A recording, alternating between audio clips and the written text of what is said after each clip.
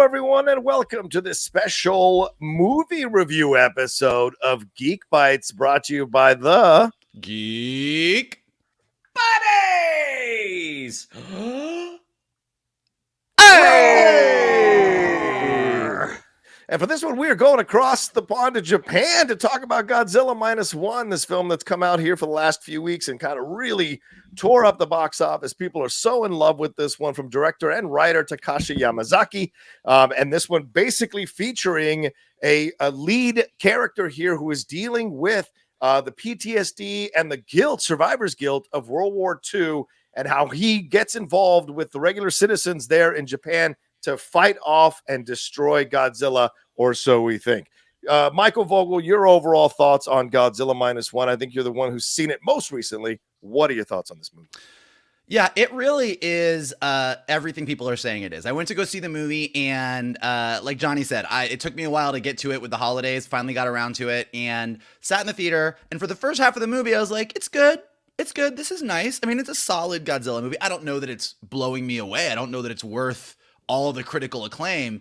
And then, whereas most American movies, sad to say, by the time you get to the third act, if you're not bowled over, you're probably not gonna take a turn. This movie just kept getting better and better and better. And it started good, but then it got great. And by the end, I was like, this is fucking fantastic. Why can't every big budget special effects action movie be this good? There is something crazy when you are watching a movie that has been out for multiple weeks and you're sitting in the theater, and by the end of the movie, there are people cheering at the same time that there are people crying. It's wild. It really just blew me away. It's amazing. Yeah. Shannon, what are your thoughts on this one overall? I mean, super enjoyed it. I went and saw it by myself first, then I went and saw it with my brother-in-law, who is a big Godzilla fan. And part of the joy of watching a movie that you liked a second time is watching people who are watching it for the first time. Yeah. Watching his elation every time Godzilla would step on someone. And even the emotional moments. I mean, I think that's the thing that really kind of separates this from some of the bigger monster movies we've gotten in the States, is the human story is just as interesting as when Godzilla shows up. I mean, I think generally we're always looking forward to Godzilla, popping his head out of the ocean. But in this one, you start to care about these characters, and you're like, oh, I hope Godzilla doesn't show up and wreck this nice life you constructed. It was just really great. And I think in a time when some of our big budget movies are not delivering as well as they could, this one just knocked it out of the park. Hey, that's a nice city. Be a shame if something happened to it. Yeah, absolutely right. I agree with you guys 100%. I really loved this movie. I've seen it 3 times now. I've taken advantage of the Regal deal that I have, and I just go over and over again to see it in IMAX here down the street, and I just get so much more out of it every single time. You can get blown away and get caught up with the idea of people telling you it's a good movie, and you go see it, and then you're like, oh yeah, they liked it. But when you go back again, you're really kind of figuring out what it is that works for you. And I think Shannon nailed it for me. The Godzilla creature is incredible. The Godzilla destruction is phenomenal and truly unsettling and overwhelming. But it's the human story here, which, by the way, a lot of other monster films try to do, but don't really get as perfect right as they seem to get in this movie, following the story of Koichi and what he goes through and all the stuff. And being a former military man, that idea of survivor's guilt, that idea of PTSD, that idea of wanting to make amends for a moment of weakness. I mean, seeing it from the Japanese point of view, who, by the way, were our enemies in World War II. So having sympathy for a kamikaze pilot who didn't sacrifice himself to try to kill American soldiers is kind of crazy to think about in 2023/2024, yet it worked. The relationship that he has with Noriko, with her daughter, who is maybe her daughter, all of this, that they create this little nuclear family, and him being distant from them because he has to come to terms with what he has to come to terms with, and then find some redemption at the end. And the way they do that, and still, I don't fault it at the end for giving you the possibility that Godzilla may still be alive and we'll get a sequel. I thought all of it worked so well and just blew me away as a fan of these Godzilla movies. I go back to you, Michael, on this one. What did you think about the overall story here with Koichi and what he was navigating, going through, and experiencing? And as I mentioned, his relationship with Noriko, but also his relationship with the other guys on the boat, with Shiro, with Sosaku, with Kenji, with Sumiko, who's his neighbor there, and Yoji, who was the captain of the ship. What did you think of all this that was going on with these interpersonal relationships throughout this movie? Well, is this a spoiler review or is it? Yes, of course, it's a spoiler. We've been out for weeks. Okay, just making sure. I thought it was all great. So I think, you said something that I think is worth sort of kind of touching on, which is a lot of movies where we have the giant monsters try and do this. Yes, like you go see our Godzilla movies, you go see our Kong movies, you have characters who have these personal stories, and then you have these giant monsters attacking. Now, what sometimes happens though is you're like, oh, here's this family and they're divorced and they want to get back together. And then also there's monsters, and they never quite line up. It never quite goes, okay. It's like you sort of have this emotional thing that they're trying to make us care about, but then we're kind of like, well, we just want the monsters, and then the monsters come and you're like, that's cool, but I'm not really emotionally invested. Because this movie is about it is the most straightforward movie. Kamikaze Pilot is ashamed because he didn't die in the war. Yeah. He is like, his entire life is, I am living with shame. And then at the end of the movie, he gets a chance to be a kamikaze pilot and save the day, and then chooses to live. Like that's the movie in a nutshell. And the fact that the kamikaze flight at the end is flying a giant bomb directly at Godzilla's mouth means that the monster story and the emotional personal story are actually exactly the same story. So you're not going, oh, here's this guy and he really loves this girl, and if he could just tell her, oh, but the monster attacked. Like, it is like, oh, this monster is here and now I have a chance to get honor again. Nope, living is more important. So it's an emotional story for him. It's a commentary on Japanese culture at the time and the way that they looked at honor and what they looked at as important. And the end of this movie, the third act battle, because you actually care about all of these characters. Every guy on that boat was an A+ character. Every character in this movie, you knew exactly who they were. They were interesting. They had great perspectives. They brought something specific and different to the story. And then at the end, they basically doubled down on the third act of Jaws. Like, instead of like, let's shoot Jaws with like a floaty thing, they're like, let's wrap Godzilla with a bunch of floaty shit and then sink the dude. And it was just thrilling. So what I loved the most about this movie is that you don't talk about the emotional story. Oh, sorry. You don't talk about the emotional story and then say, now let's talk about the Godzilla story. Right. Like, it's the same story. It just really is all such tight storytelling. And that very rarely happens. Like, these days, I think that that's been lost a little bit as everyone tries to make their movies bigger and bigger and bigger. And you're, oh, we've got this going on. We've got this going on. Oh, I guess we need an emotional story. What's it going to be? And this was just so strong from beginning to end.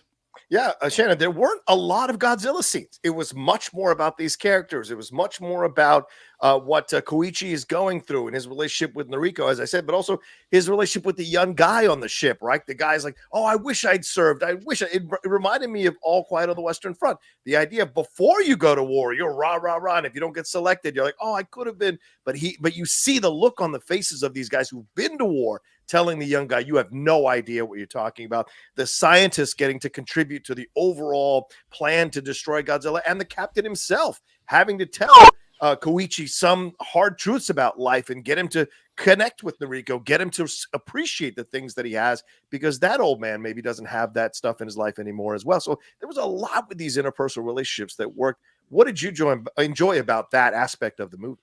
I mean, all the things that you mentioned, but also his relationship with the mechanic. Yes. That opening scene where the mechanic is saying like, hey, I recognize you, see that moment of like, hey, we knew each other before this, and him sort of gently inquiring like, we can't find anything wrong with your plane.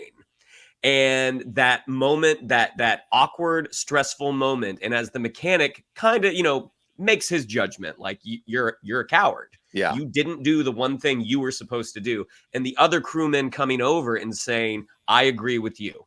Like, why sacrifice yourself for something that is already predetermined at this point? Yeah. I think that's the thing, again, that really separates it from some of the bigger budgeted movies we've gotten recently, is your heart just goes out to these people. Also with the neighbor character. Like, yes, again, you see someone from his past who has knew him from before, knew his parents. And it's just kind of like, wait, you were a kamikaze pilot. Why are you here? Like, it was just so, from a human point of view, it was just so interesting. And again, having lived in Japan for a couple of years, knowing the different points of view that the Japanese have from like the American point of view we grew up with, it's really interesting and just again super satisfying. And you see each, like Sumiko is a great example of like how each of these characters is it. This movie is about Godzilla. Like, it's about like, there's a giant monster and we've got to stop him and we don't know what the fuck we're going to do. But beyond that, it is about this idea of it's honorable to kill yourself. It's honorable to die for this bigger cause. And when Koichi comes back and sees Sumiko and she realizes, oh, you're back, you didn't die, she lays into him. She's like, you're disgusting, you're a coward. But then at the end of the movie, when he leaves the note with Akiko, with the daughter, and she realizes what's going on, like, she doesn't want him to die.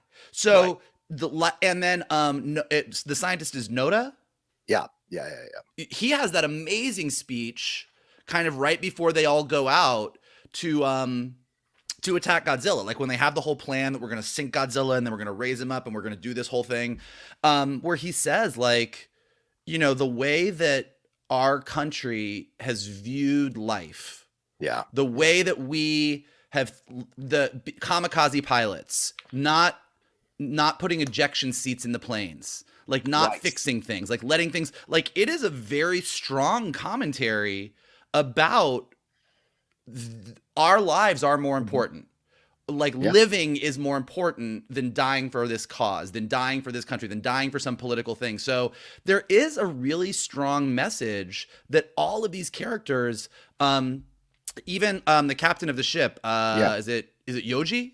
Yeah, Yoji. Akishu. Yeah. He, even he, you know, I mean, he is so strong in like, you need to be here. You need to tell this woman you love her. You need to be the father of this kid. So there's such a strong message of living is important, and Godzilla is used the way a monster in a movie is supposed to be used. Like, Godzilla, when Godzilla came along, he represented like nuclear war, like nuclear destruction. Like, nobody wanted to go see a movie about the bomb going off because the bomb had gone off and it was pretty horrible. But having a monster that represented this unstoppable force of destruction that you didn't know what to do, that's how monsters have been used throughout history and mythology and everything.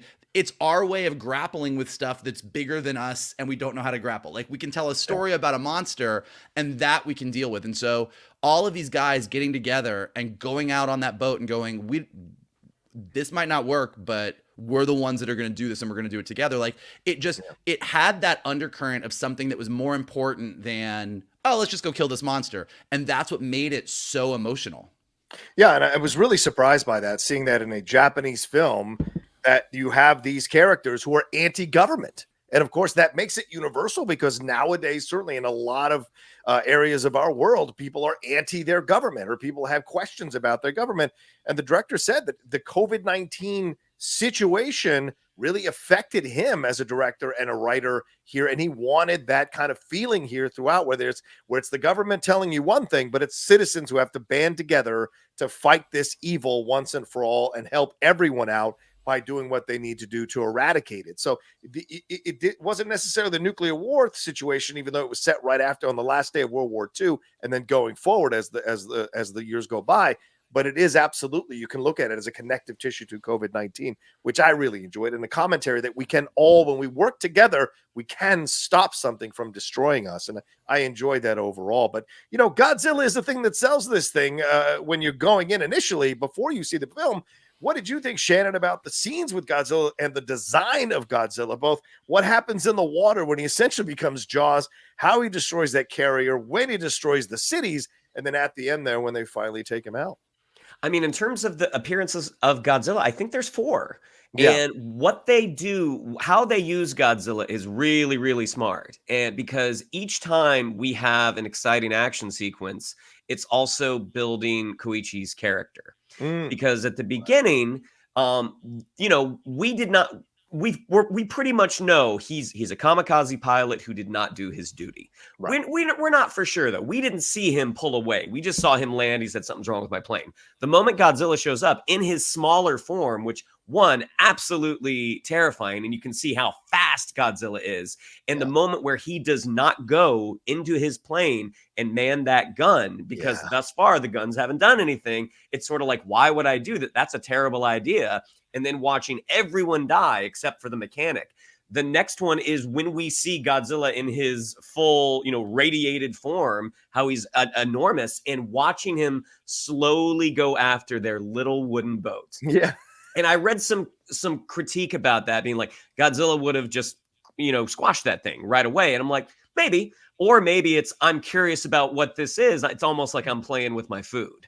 Yeah. It was so foreboding, just like watching Godzilla slowly creep up. And then when they finally do get that one mine in his mouth and you see, oh, this thing can regenerate. Watching the first time he takes out a city, when he loses what's her name? Noriko? Yeah. When he loses Noriko. And then finally that big finale, which was just, again, so satisfying, because you have all these guys that we've met and have gotten to know, and we see them all working together for something that it looks like it isn't going to work. And then ultimately they do succeed, we think. Yeah. Yeah, Mike. We think. Well, and I just think, the other part of it is Godzilla's power set in this movie is very specific and it's the nuclear bomb. Yeah. It's not like, let's just make Godzilla's powers as awesome and bad. It's like when he attacks Ginza and he lets loose and the explosion that radiates out and Noriko sort of blowing away and then it kind of coming back in and that devastation, it's, the imagery is very clear. It's very clear on what that's supposed to be. And because we as a human species understand that did really happen in some way, shape, or form, it's much more impactful than just rah knock down buildings. It's an amazing, super fun action sequence, and you do have a giant kaiju running around and knocking over buildings, but it's just they never lose sight of, to Shannon's point, what is the emotional, how does this monster attack move this character's story forward? And also, let's be really clear on what this monster represents and what the real life thing that we're talking about is, because that's what the real struggle is. That's what people in Japan really had to overcome and deal with. Yeah. And, it's like, this is a weird offshoot example, but I remember when the very first X-Men movie came out and my sister was like, I don't know if I like that Magneto was in the Holocaust. I think that kind of lessens the Holocaust. And I'm like, no, it makes Magneto more interesting because it makes the mutant experience closer to a real life thing. So Godzilla being closer to a real life thing makes this movie a better Godzilla movie. Yeah, and as a construct, I think it really works as well. First of all, it is just destruction incarnate, and it does not care about your feelings. It does not care what you were planning that day. It does not care what you were building. It does not care who you were connected to. It destroys. It just simply destroys. As they said in Rocky IV, whatever he sees, he destroys. And that's essentially what he was doing throughout the movie. And I like that because that's how you can look at nuclear war, or you can look at a disease that's gone widespread across the world. It does not care for what your feelings are. It does not care who you're connected to. It does not pick and choose. It just kills without abandon. It destroys without abandon. And you see that. And what's really smart in the construction of a film like this is, because usually Godzilla is the way in, to make him this really relentless, destructive force, it adds to the helplessness that you as an audience member might feel as you're watching this movie. Like, how the hell are they going to be able to destroy this thing? It looks so destructive. So every single time that he shows up, it has to reinforce that point of view so that when we get to the end, you're even more invested in them succeeding and worried that they won't. You buy into that. So when it does happen and they do tentatively succeed, you're cheering, as you said, Michael, and crying at the end because you've got such wonderful resolution and you are just impressed by the fact that they were able to overcome them. So I thought that was fantastic as well. Shannon, I'll get back to you on this one. What do you think of the score here from Naoki Sato, and some cues here from Akira Ikufumi's Gojira score? What do you think of how they worked that stuff in here throughout the movie? So this is only the second Japanese Godzilla movie I've seen from beginning to end. And so again, I was basing a lot of this because Wow. I thought the score worked. I thought it was again foreboding, but I was basing a lot of it off of my brother-in-law's reactions. And when that Huh. classic Godzilla theme kicked in, bah, bah, bah, bah, bah, like Yeah. watching again the elation in his entire body as this was happening, I was like, okay, this is clearly working. I mean, again, as a score, I thought the score worked great, but watching people who had prior knowledge of it, because again, I had heard that theme, never in a Godzilla movie. So watching a true Godzilla fan appreciate it the way my brother-in-law did was a very cathartic experience. Yeah. Yeah. What do you think, Michael, about the score and the way it was used, certain sound cues for certain moments here in the movie?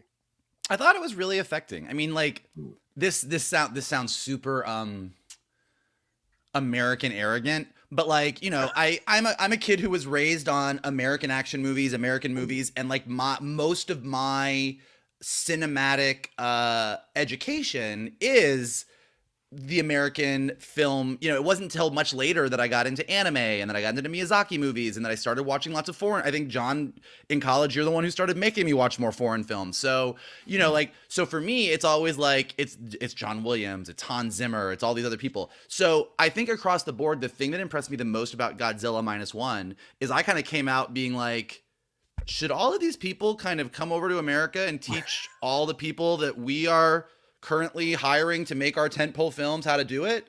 Like, the score was great. The story was like, this is how everyone should be making movies. So for me, it was just this sound, again, this is the part that sounds arrogant, but like all of this sounded and looked as good, if not better, than anything that any of the American studios are putting out.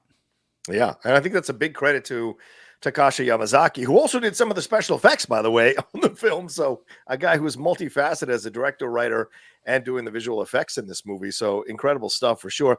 I agree. The score, when it kicked in, I became like, you know, that meme they have where you went in to see Star Wars, you came out and you're 10 years old. That's how I felt. I was going back to sitting in front of my black and white television, watching these Godzilla movies and knowing that score as a child. And so seeing that come up again, I was just like regressed all the way back to that time.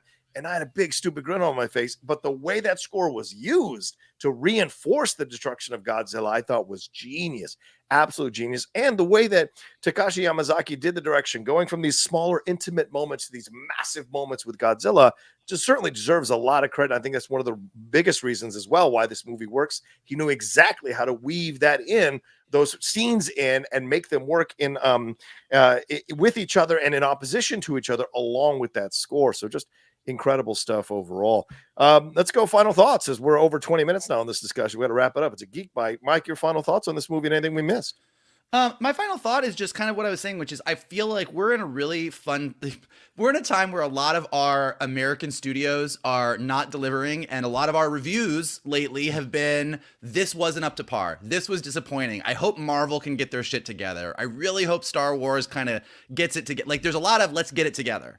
And, you know, last year it was RRR on Netflix. This year it's Godzilla Minus One. The Boy and the Heron is out right now. It's like Miyazaki's masterpiece. So I think that there is a global community of very geeky people who all grew up on the movies that we loved, and a lot of them were American movies. A lot of them were the Godzilla movies from Japan, but everyone is making movies now, and some of the best stuff that's happening is not happening here. And I think that's great, because I think it's like, it's everyone else throwing the gauntlet down and being like, hey, guys, get your shit together. Shannon, your final thoughts on this movie? And anything we missed? I think if there is an opportunity to see this on the biggest screen possible, absolutely take it. I mean, I think the initial plan for the run was going to be a week or two, and it has kind of held on because it has been so embraced by American audiences. And seeing it on an IMAX screen, just, you know, seeing Godzilla in his full IMAX glory, like, that is the way to do it. But still, even if it's not playing in IMAX near you, if you're really craving a big screen experience, try and see if there is a theater near you that's still playing Godzilla Minus One. I know it is still out there at several AMCs near Los Angeles, but if it's near you, absolutely give it a shot. If you're not a foreign film fan, this is the one to stick your toe in the pool and see if you like it, because it was a very, very enjoyable experience. Yeah, 100%. No matter what language it's in, no matter where it's emanating from or what country it's emanating from, there are universal things in this movie that you will love as an American film goer, as a person who loves foreign films, or both, or all of it. You know, I think it really works for you. The story is so well done. You really care about these characters. The performances all across the board from all the actors are just stellar and no perfect, and you really buy into all those things. And they have some interesting aspects to the relationship between Koichi and Noriko, where it could have defaulted into the standard romance situation. It's a lot more different. He's got to come, and it's a commentary on mental health, which I thought was great as well, to make it universal for how we're talking about mental health much more in the mainstream. This idea that he's got to come to terms with his demons before he can be a good partner for Noriko. So I like that was an element of this as well. So from the action to the scope of Godzilla to the intimate moments to the direction here and the score, all of it just works so well to deliver one of the best films of the year. It's in my top 10 for sure of 2023 here. Oh, so, all right. yeah. Well, yeah, Mike, yeah, Shannon, top 10 maybe? Definitely. And question, has a Godzilla film ever been nominated for best foreign picture? For an Oscar? So I don't think so. Yeah, I don't know. We'll see what happens. Maybe this is the year. I don't know if this is what Japan is going to submit, though. So it all depends on if Japan submits this film or not. So we'll see overall. All right. Well, there you go. That's our episode of Geek Bites here, talking about Godzilla -1. We hope you enjoyed it. Shannon, what do we have to tell them? Yeah, if you'd like to follow us on social media, on Twitter, it's at @geek_buddies, on Instagram at @the_geek_buddies. If you'd like to follow me on social media, on Twitter, it's at Shannon_McClung, on Instagram at Shannon the Geek Buddy. If you would like to follow Mr. Vogel, it is at MKToon. If you'd like to follow Mr. Rocha, it is at The Rocha Says. Mikey? Smash that like button below. Subscribe to Johnny's Outlaw Nation page. Leave your comments. Did you see Godzilla -1? What did you think? Did you not see Godzilla -1? Tell us why you didn't go yet and why you're about to go, because you need to. If you're listening to us on a podcast, leave us some comments and some stars so we go up in the rankings. And as always, the best thing you can do is retweet this video, post it on your socials, send it to your friends, and tell them to hang out with your buddies, the Geek Buddies. There you go. All right, y'all take care of yourselves. Be well. Have a great weekend, and we'll talk to you next time with another brand new episode of the Geek Bites, brought to you by the Geek Buddies! Hey!